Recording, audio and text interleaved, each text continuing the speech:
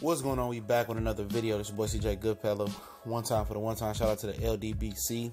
Now, there's been some talk out there, man. Regis Prograis just had a big knockout win over the undefeated prospect. I think it was with UK Jr or something like that on Showtime. And then Josh Taylor just shut Harry Davis completely up in his fight. You know, a lot of people are trying to make the correlation between these two guys, and I see people talking about who's better. And I think it'll be an excellent fight.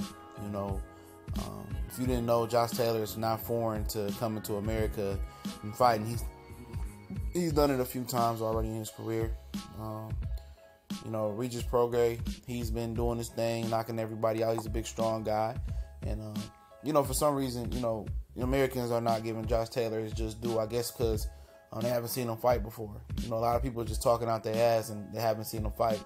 I've seen him fight several times, you know, just breaking down film, and he's a very polished guy. Regis Prograis, he's not as polished as this guy. He's strong. But when it comes to the boxing skills, Josh Taylor is a technician. He's a switch hitter. He's long. He can pop. He can work the body. He's clean. He moves like a boxer. He has that amateur pedigree. And so does Regis Prograis. He's just not as clean as a boxer, as clean as a technician as a boxer as Josh Taylor. But he can punch. He does some things in there. Sometimes he get out of position. He's a little wild. But he has the punching power. You know, he's very aggressive. He hasn't went the long distances before. So that's the question in his thing. And Josh Taylor's on his ninth or 10th fight now. So somewhere down the line, these worlds might clash. You know, most people, you know, that are American gonna go for Regis. You know, they seen him knock people out, and people love knockouts. They love them. They love the bomb, bomb, bomb. They love that shit.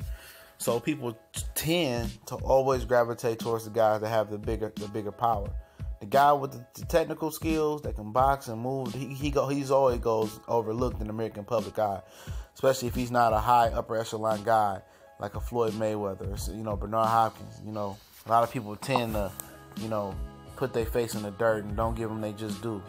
You know, but he did get a knockout versus Harry Davis. It wasn't in the fashion of Regis' knockouts as being, you know, flamboyant and highly exciting, even though his was.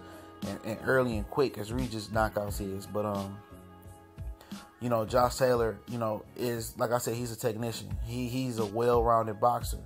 And most people would just talk out their ass when they don't know nothing. They don't know shit about these boxers. They ain't watched film. They might see some highlights. You can't make a determining factor how good a guy is off highlights. His mistakes, his good things, and everything in between tells you about the fighter he is.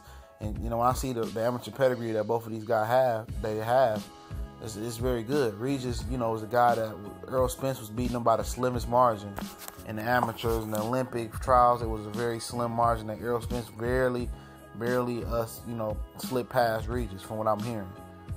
They always used to have wars. It was always a close fight. So that tells you what type of fighter he is. He's on the track to be on that high level. You know, he's a very, you know, big puncher. Good athlete, but like I said, he leaves himself open sometimes. He squares up. You know, he has some things to clean up. I think Josh Taylor is the better fighter right now as far as, you know, the technician, the punching skills, the boxing ability. I think he's a more skilled fighter, but, you know, you get in that ring with a big, strong guy like Regis, you have to be focused for all 12, 10, 8, 6 rounds, whatever you fight. You have to be focused, and then one mistake, you're done.